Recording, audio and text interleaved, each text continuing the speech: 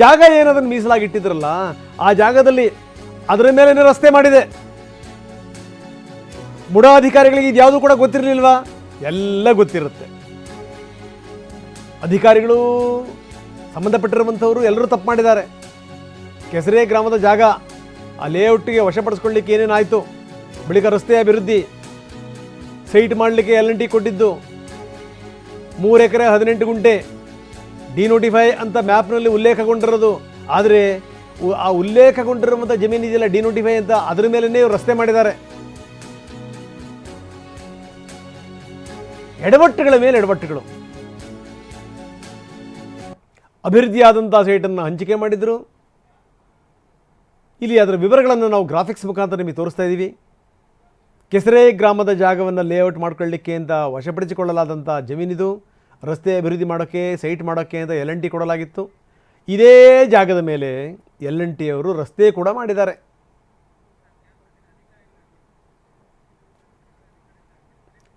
ಇನ್ನು ಈ ಕೃಷಿ ಭೂಮಿ ಅಂತ ಹೇಳಲಾಗಿತ್ತಲ್ಲ, ಅಲ್ಲಿ ಅಧಿಕಾರಿಗಳು ಯಾವ ರೀತಿ ಎಡವಟ್ಟನ್ನು ಮಾಡಿದ್ದಾರೆ ಅದರ ವಿವರಗಳನ್ನು ನಾವು ನೋಡಿಬಿಡೋಣ. ಕೃಷಿ ಭೂಮಿ ಪರಿವರ್ತನೆ ವೇಳೆ ಏನೇನು ಅಂಶಗಳನ್ನು ಇಲ್ಲಿ ಪ್ರತಿಪಾದಿಸಿದರು ಅಧಿಕಾರಿಗಳು? ಜಮೀನಿದ್ದಂಥ ಸ್ಥಳಕ್ಕೆ ಹೋಗಲೇ ಇಲ್ಲ ಇವರು. ಜಮೀನಿದೆಯೋ ಇಲ್ವೋ, ಪರಿವರ್ತನೆ ಮಾಡುವಂಥ ಸಂದರ್ಭದಲ್ಲಿ AC ರೂಮಲ್ಲಿ ಕೂತ್ಕೊಂಡು ಪರಿವರ್ತನೆ ಆಯಿತು ಅಂದರೆ ಅವ್ರದ್ದೇನು ಹೋಗಬೇಕು? ಇಂಥ ಹೊತ್ತಾರಾಗಿರ್ತವೆ. ಇದೊಂದೇ ಅಲ್ಲ, ಸ್ಥಳಕ್ಕೂ ಹೋಗಲಿಲ್ಲ, ಸ್ಥಳದ ಪರಿಶೀಲನೆಯೂ ಆಗಲಿಲ್ಲ. ಯಾಕಂದರೆ ದೊಡ್ಡವ್ರದಲ್ಲ, ಕೂತ್ಕೊಂಡ್ರು ಮಾಡಿದ್ರು. ಏನಾಗಿದೆ ಏನು ಪರಿವರ್ತನೆ ಸಂದರ್ಭದಲ್ಲಿ ಇದು ಯಾವುದನ್ನು ಕೂಡ ಯೋಚನೆ ಮಾಡಲಿಲ್ಲ. ಇನ್ನು ಪರ್ಯಾಯ ಪರಿಹಾರ 14 ಸೈಟನ್ನು ಕೊಟ್ಟಿದ್ದು ಸರಿನಾ ತಪ್ಪಾ ಅನ್ನೋ ಪ್ರಶ್ನೆ. ಮುಡಾ ಜಮೀನಿಗೆ ಪರ್ಯಾಯವಾಗಿ ಸೈಟ್ ಕೊಡುವಂಥದ್ದು ಸಾಮಾನ್ಯ. ಅಧಿಕಾರಿಗಳು ಅಕ್ರಮವಾಗಿ ಖಾಸಗಿ ಜಮೀನನ್ನು ತೆಗೆದುಕೊಂಡಿದ್ದಾರೆ. ಹೀಗಾಗಿ ಜಮೀನಿಗೆ ಪರಿಹಾರ ಏನು ಕೊಡಬೇಕು? ಸೈಟ್ ಕೊಡಬೇಕು. ಸೈಟ್ ಕೊಟ್ಟರು. ಇಂಥದ್ದೇ ಪರಿಹಾರ ಕೊಡಬೇಕು ಅಂತ ಏನಾದರೂ ಇದೆಯಾ? ಇದು ಈ 14 ಸೈಟ್ ಕೊಟ್ಟಿದ್ದಲ್ಲ, ಇದೆಲ್ಲದರ ಜೊತೆಗೆ ಇವರು ಪಡೆದಂಥ 14 ಸೈಟ್ಗಳನ್ನು ಯಾಕೆ ವಾಪಸ್ ಕೊಟ್ಟರು? ಹಾಗಾದರೆ ತಪ್ಪೇ ಇಲ್ಲದೇ ಇದ್ದಿದ್ರೆ.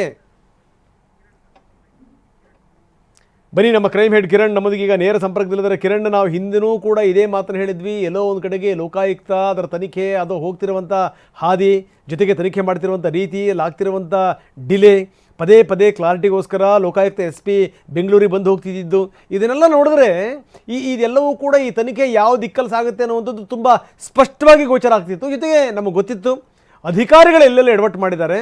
ಆ ಅಧಿಕಾರಿಗಳ ಎಡವಟ್ಟನ್ನೇ ಹೈಲೈಟ್ ಮಾಡಿ ಯಾವ ರೀತಿ ಇಲ್ಲಿ ಕ್ಲೀನ್ ಚಿಟ್ ಸಿಗ್ಬೋದು ಅನ್ನುವಂಥ ಸಂಗತಿ ನಮಗೆ ಗೊತ್ತಿತ್ತು. ಹೀಗಾಗಿ ನೀವು ಕೂಡ ಇದಕ್ಕೆ ಸಂಬಂಧಪಟ್ಟಂಗೆ ವರದಿ ಪ್ರಸಾರ ಮಾಡಿದಿರಿ. ಇಲ್ಲ, ಇದು ಖಂಡಿತವಾಗಲೂ ಕ್ಲೀನ್ ಚಿಟ್ ಸಿಗುತ್ತೆ ಅಂತ ಅದೇ ರೀತಿ ಆಗಿದೆ. ಯಾವ್ಯಾವ ಅಂಶಗಳಿಂದ ಕ್ಲೀನ್ ಚಿಟ್ ಸಿಗ್ತಾ ಇದೆ? ನಂಬರ್ 1. ನಂಬರ್ 2, ಇದನ್ನು ಕೋರ್ಟ್ ಯಾವ ರೀತಿ ಪರಿಗಣಿಸುತ್ತೆ? ನಂಬರ್ 3, ಇದು ತನಿಖೆಯ ಬೇರೆ ದಿಕ್ಕು, ಅಂದರೆ ಉನ್ನತ ತನಿಖಾ ಸಂಸ್ಥೆಗಳಿಗೆ, CBI ಅಂತ ತನಿಖಾ ಸಂಸ್ಥೆಗಳಿಗೂ ಕೂಡ ಹೋಗಬಹುದಾ? ಏನಾಗ್ಬೋದು ಕಿರಣ್? ರಂಗನಾಥ್, ನಾವು ಜನವರಿ 23ನೇ ತಾರೀಕೆ ಲೋಕಾಯುಕ್ತ ಪೊಲೀಸರು ತನಿಖೆ ಮಾಡ್ತಾ ಇರೋದನ್ನ ಕೂಡ CM ಮತ್ತು CM ಕುಟುಂಬದವ್ರಿಗೆ ಕ್ಲೀನ್ ಚಿಟ್ ಸಿಕ್ಕಿದೆ ಅನ್ನೋ ಒಂದು ವರದಿಯನ್ನು ಕೂಡ ಮಾಡಿದ್ವಿ. ಅದೇ ರೀತಿ ಇವತ್ತು ಕೂಡ ಈ ಒಂದು ರಿಪೋರ್ಟನ್ನು ಲೋಕಾಯುಕ್ತ ಪೊಲೀಸರು ಕೋರ್ಟ್ಗೆ ಸಬ್ಮಿಟ್, ಜನಪ್ರತಿನಿಧಿಗಳ ಕೋರ್ಟ್ಗೆ ಸಬ್ಮಿಟ್ ಮಾಡ್ತಾ ಇದ್ದಾರೆ. ಇದು ಒಂದು ಕಡೆ. ಇನ್ನೊಂದು ಕಡೆ ಈಗ ಇರುವಂಥ ಮೇನ್ ಆರೋಪ ಏನು ಅಂತಂದರೆ CM ಮತ್ತು CM ಕುಟುಂಬದವ್ರದ್ದು ಏನು ಅಂತಂದರೆ, ಮೂಡಾ ಜಾಗವನ್ನೇ ಇವರು ಪರಿಹಾರವಾಗಿ ತೊಗೊಂಡು 14 ಸೈಟನ್ನು ತೊಗೊಂಡಿದ್ದಾರೆ. ಕೋಟ್ಯಾಂತರ ರೂಪಾಯಿ ಬೆಲೆ ಬಾಳುವಂಥ ಪ್ರತಿಷ್ಠಿತ ಬಡಾವಣೆಯಲ್ಲಿ ಇವರು ಅಲರ್ಟ್ ಮಾಡಿಸ್ಕೊಂಡಿದ್ದಾರೆ. ಹೀಗಾಗಿ ಒಂದು ಭ್ರಷ್ಟಾಚಾರ ನಡೆದಿದೆ. ಜೊತೆಗೆ ರಾಜಕೀಯ ಒಂದು ಏನೊಂದು ಇನ್ಫ್ಲೂಯೆನ್ಸ್ ಸಾಕಷ್ಟು ಮಾಡಿದ ಪ್ರಭಾವ ಬೀರಿ ಅಧಿಕಾರಿಗಳ ಮೇಲೆ ಇವರು ಇರುವಂಥ ಜಾಗ ಇಲ್ಲದೇ ಇದ್ರೂ ಕೂಡ ಇವರು ಜಾಗವನ್ನು 14 ಸೈಟ್ ನಮ್ಮದು ಅಂತ ಹೇಳ್ಕೊಂಡು ಪಡ್ಕೊಂಡಿದ್ದಾರೆ, ಮೂಡಾ ಜಾಗವನ್ನು ನಮ್ಮದು ಅಂತ ಹೇಳ್ಕೊಂಡು ಪಡ್ಕೊಂಡಿದ್ದಾರೆ ಅನ್ನೋ ಒಂದು ಮುಖ್ಯವಾಗಿ ಆರೋಪ ಇತ್ತು. ಈಗ ಈ ಸಂಬಂಧಪಟ್ಟಂತೆ ಲೋಕಾಯುಕ್ತರು 5 ಚಾಪ್ಟರ್ಗಳು ಕೊಟ್ಟಿದ್ದಾರೆ. ಮುಖ್ಯವಾಗಿ ದೇವರಾಜ್ಗೆ, ಅಂದರೆ ಈ ಪ್ರಕರಣದಲ್ಲಿ ಏನು ಸಂಬಂಧಪಟ್ಟಂತೆ ಆರೋಪ ಇದ್ದ ದೇವರಾಜ್ಗೆ ಈ ಜಮೀನು ಹೇಗೆ ಬಂತು, ಇಡೀ ಇತಿಹಾಸ, ಈ ಜಾಗದ ಇತಿಹಾಸವನ್ನು ಒಳಗೊಂಡಂತೆ 1 ಚಾಪ್ಟರಲ್ಲಿ ಹೇಳಿದ್ದಾರೆ. ನಂತರ ಡಿನೋಟಿಫಿಕೇಶನ್ ಮಾಡಿದ್ದನ್ನು 2ನೇ ಚಾಪ್ಟರಲ್ಲಿ ಹೇಳಿದ್ದಾರೆ. 3ನೇ ಚಾಪ್ಟರಲ್ಲಿ ಜೊತೆಗೆ ಕನ್ವರ್ಷನ್ ಆಗಿದೆ, ಭೂ ಪರಿವರ್ತನೆ ಮಾಡಿರೋದು 3ನೇದರಲ್ಲಿ ಹೇಳಿದ್ದಾರೆ. 4ನೇ ಚಾಪ್ಟರಲ್ಲಿ 14 ಸೈಟ್ ಪರಿಹಾರವಾಗಿ ಕೊಟ್ಟಿರುವಂತಹ ವಿಚಾರವಾಗಿ ಸಂಬಂಧಪಟ್ಟಂತೆ ಹೇಳಿದ್ದಾರೆ. ಮತ್ತೆ 5ನೇದು ಮತ್ತೆ ಸೈಟನ್ನು ವಾಪಸ್ ಕೊಟ್ಟಿದ್ದು ಮತ್ತೆ ಇವತ್ತಿನ ಬೆಳವಣಿಗೆ ಕುರಿತಂತೆ ಕಂಪ್ಲೀಟ್ ಆಗಿ ಎಳೆಯಾಗಿ ಹೇಳಿದ್ದಾರೆ. ಇಲ್ಲಿ ಮುಖ್ಯವಾಗಿ ಇರುವಂಥದ್ದು ಈಗ ಏನು ಡಿನೋಟಿಫಿಕೇಶನ್ ಆಯಿತು ದೇವರಾಜ್ಗೆ, ಅಲ್ಲಿ ದೇವರಾಜು ಕೆಲವೊಂದಷ್ಟು ಮಾಹಿತಿಯನ್ನು ಮುಚ್ಚಿಟ್ಟಿದೆ. ಅಂದರೆ ಏನು ಅಂತಂದರೆ ಆತ ನನಗೆ ಇದೇ ಜಾಗ ಇರುವಂಥದ್ದು ಏನು ಆತನಿಗೆ ರಿಜಿಸ್ಟರ್ ಆಗುತ್ತೋ ಈ 3 ಎಕರೆ 18 ಕುಂಟೆ ಇರೋದು ಇದೇ ನನ್ನ ಜೀವನಕ್ಕೆ ಇರುವಂಥ ಆಧಾರ, ನನಗೆ ಯಾವುದೇ ರೀತಿಯ ಸೋರ್ಸ್ ಇಲ್ಲ ಅಂತ ಒಂದು ಅಪ್ಲಿಕೇಶನ್ ಅನ್ನು ಕೊಡ್ತಾನೆ. ಆತ ಸರ್ಕಾರಿ ಎಂಪ್ಲಾಯ್ ಆಗಿದ್ರು ಕೂಡ ಅದನ್ನೆಲ್ಲೂ ಕೂಡ ಮೆನ್ಷನ್ ಮಾಡೋದಿಲ್ಲ. ಯಾಕೆಂದ್ರೆ ಸರ್ಕಾರಿ ಎಂಪ್ಲಾಯ್ ಆಗಿ ಜಾಗ ಇದ್ದು ಆಮೇಲೆ ಬೇರೆ ಬೇರೆ ಜಾಗ ಇರ್ತಾವೆ, ಅದು ಎಲ್ಲೂ ಕೂಡ ಹೇಳೋದಿಲ್ಲ. ಆ ಒಂದು ತಪ್ಪನ್ನು ಆತ ಕೂಡ ದೇವರಾಜ್ ಮಾಡಿರ್ತಾರೆ. ಅದಕ್ಕೆ ಸಂಬಂಧಪಟ್ಟಂತೆ ಡಿನೋಟಿಫೈ ಆಗುತ್ತೆ. ಇನ್ನು ಕನ್ವರ್ಷನ್ ಪಾರ್ಟಿಗೆ ಬಂತು ಅಂತಂದ್ರೆ ಈ ಒಂದು ಕೃಷಿ ಭೂಮಿಯನ್ನ ಸೈಟ್ಗಳು ಮಾಡೋಕ್ಕೆ ಕನ್ವರ್ಷನ್ ಮಾಡಿದಾರೆ, ಆಗ ಅಲ್ಲಿದ್ದಂಥ DC ಇರ್ಬೋದು, ಸರ್ವೇಯರ್ ಇರ್ಬೋದು, ತಹಸೀಲ್ದಾರ್ ಸ್ಪಾಟ್ ವಿಸಿಟ್ಗೆ ಹೋಗಬೇಕು. ಅಲ್ಲಿ ಹೋಗಿ ಆ ಜಾಗ ಅಂತ ಐಡೆಂಟಿಫೈ ಮಾಡಿ ಅದಕ್ಕೆ ಸರ್ವೆ ಅವ್ರು ಕೊಡುವಂಥ ರಿಪೋರ್ಟ್ ಮೇಲೆ ನಂತರ ಅದನ್ನು ಮಾಡಬೇಕು. ಯಾರೂ ಕೂಡ ಹೋಗಲಿಲ್ಲ, ಆಫೀಸಲ್ಲೇ ಕೂತ್ಕೊಂಡು ಎಲ್ಲ ಫೈಲ್ನು ಕೂಡ ಕ್ಲಿಯರ್ ಮಾಡಿದ್ದಾರೆ.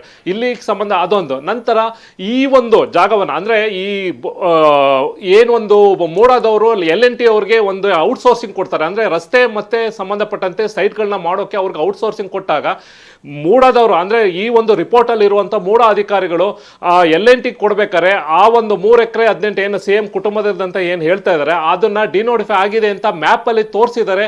ಆದ್ರೆ LNT ಅವರು ರಸ್ತೆ ಮಾಡಿ ಒಂದು ಸೈಟ್ಗಳನ್ನ ಮಾಡಿದ್ರು ಅನ್ನೋದಿದೆ.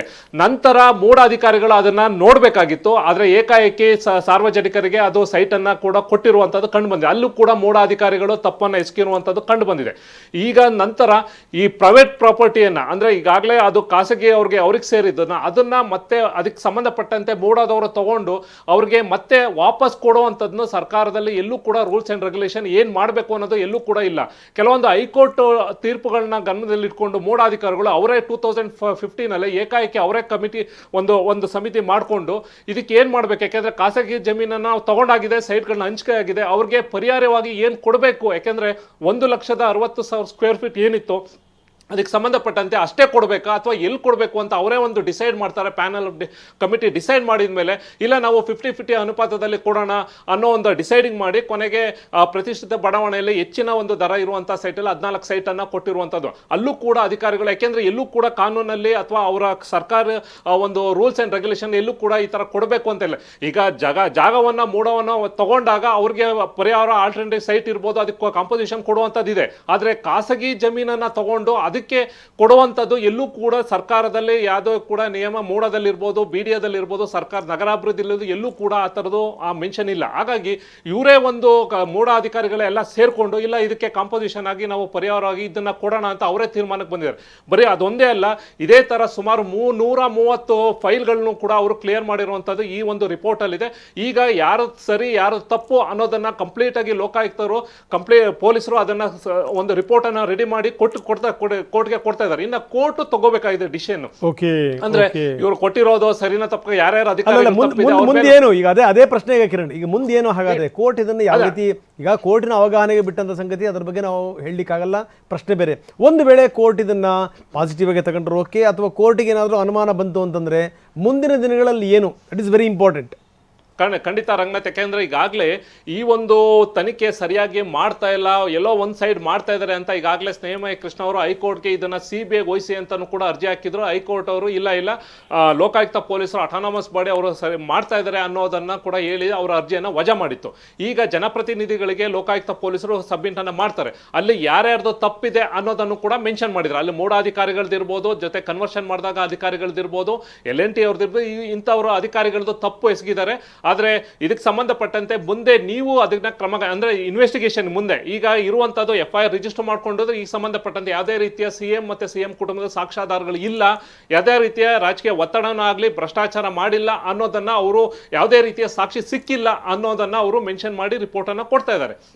ಈಗ ಕೋರ್ಟ್ ಅದನ್ನ ಇಲ್ಲ ಇದು ಮತ್ತೆ ಫರ್ದರ್ ಇನ್ವೆಸ್ಟಿಗೇಷನ್ ಮಾಡಿ ಅಂತನೋ ಅಥವಾ ಇದಕ್ಕೆ ಸಂಬಂಧಪಟ್ಟಂತೆ ಈಗಿರೋ ರಿಪೋರ್ಟನ್ನು ಇದಕ್ಕೆ ಸಂಬಂಧಪಟ್ಟ ಏನು ಅದಕ್ಕೆ ಲಿಮಿಟೇಷನ್ ಇದೆ ಅನ್ನೋದನ್ನ ಏನು ಆರ್ಡರ್ ಮಾಡುತ್ತೆ ಅಂತ ನೋಡಬೇಕು. ಇನ್ನೊಂದು ಕಡೆ ಈಗಾಗಲೇ ಹೈಕೋರ್ಟ್ನಲ್ಲಿ ವಜಾ ಆಗಿರುವಂಥ ಅಪ್ಲಿಕೇಶನ್ನ ಅವ್ರು ಮತ್ತೆ ಸುಪ್ರೀಂ ಕೋರ್ಟ್ಗೆ ಅಂದರೆ ದೂರದಾರರು ಸುಪ್ರೀಂ ಕೋರ್ಟ್ಗೆ ಹೋಗೋಕ್ಕೆ ಅವಕಾಶ ಇದೆ, ಅಥವಾ ಇದಕ್ಕೆ ಇಲ್ಲಿ ಏನು ಡಿಸೈಡ್ ಆಗುತ್ತೆ ಅಂದರೆ ಜನಪ್ರತಿನಿಧಿ ಕೋರ್ಟಲ್ಲಿ ಅದನ್ನು ರಿಸೀವ್ ಮಾಡಿಕೊಂಡು ಮುಂದೆ ಅಲ್ಲಿಯ ಜಡ್ಜ್ ಏನು ಹೇಳ್ತಾರೆ ಅದನ್ನು ವೇಟ್ ಮಾಡಿ ಇವರು ಅದನ್ನು ಮುಂದಿನ ಹಂತದಲ್ಲಿ ಯಾವ ರೀತಿ ಹೋಗಬೇಕು ಅನ್ನೋದು ತೀರ್ಮಾನ ಮಾಡ್ಕೋತಾರೆ, ನೋಡ್ಬೇಕು. ಅಂದ್ರೆ ಈ ಒಂದು ಪ್ರಕರಣ ಮೂಡಾದಕ್ಕೆ ಸಂಬಂಧಪಟ್ಟಂತೆ ಹಗರಣದಲ್ಲಿ ಅಂದ್ರೆ ಸಿಎಂ ಕುಟುಂಬದವ್ರಿಗೆ ಆ ಚಾಪ್ಟರ್ ಅಂದ್ರೆ ಆ ಪೋರ್ಷನ್ ಮಾತ್ರ ಇನ್ವೆಸ್ಟಿಗೇಷನ್ ಮಾಡಿದ್ದಾರೆ. ಅದು ಸಿಕ್ಕಂತ ಎವಿಡೆನ್ಸ್ ಅನ್ನ ಕಂಪ್ಲೀಟ್ ಆಗಿ ಕೊಟ್ಟಿದ್ದಾರೆ. ಈಗಾಗಲೇ ಇಡಿ ಅಧಿಕಾರಿಗಳು ಕೂಡ ರಿಪೋರ್ಟ್ ಅನ್ನು ಕೊಟ್ಟಲ್ಲಿ ಏನೇನು ಅಲಿಗೇಷನ್ ಮಾಡಿದ್ದಾರೆ ಅದಕ್ಕೆ ಸಂಬಂಧಪಟ್ಟಂತೆ ಮೂಡಾದಿ ಲೋಕಾಯುಕ್ತ ಪೊಲೀಸರು ಕೂಡ ಅದಕ್ಕೆ ಅಟ್ಯಾಚ್ ಮಾಡಿದ್ದಾರೆ. ಕೆಲವೊಂದಷ್ಟು ಸಾಕ್ಷಿಗಳು ಏನೇನು ಸಿಕ್ಕಿದೆ ಅನ್ನೋದನ್ನ ಅಟ್ಯಾಚ್ ಮಾಡಿದ್ದಾರೆ.